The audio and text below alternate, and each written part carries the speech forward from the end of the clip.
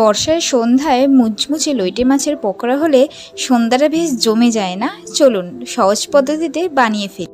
ধনেপাতা, কাঁচা লঙ্কা, আদা, রসুন আর পেঁয়াজ দিয়ে মিক্সিতে ব্লেন্ড করে ওর মধ্যে একটু ভিনেগার দিয়ে মাছটাকে 1 ঘন্টা মতন রাখলেই বেশ ভালো হয়। তারপর ময়দা, 2 চামচ ময়দা আর 2 চামচ কর্নফ্লাওয়ার আর 1 চামচ বিস্কুটের গুঁড়ো দিয়ে একটু মাখিয়ে রেখে নিয়ে অন্য একটা পাত্রে ময়দা আর কর্নফ্লাওয়ার একটু নুন দিয়ে একটা ডাস্ট বোতল তৈরি করে নিতে হবে। তারপর মাছগুলো মশলা মাখিয়ে ওই ডাস্টের মধ্যে দিয়ে আমি যেমনভাবে দেখাচ্ছি অমনিভাবে কোটিং করে গরম তেলে ভেজে নিন মুচমুচে করে লইটে মাছের পকোড়া।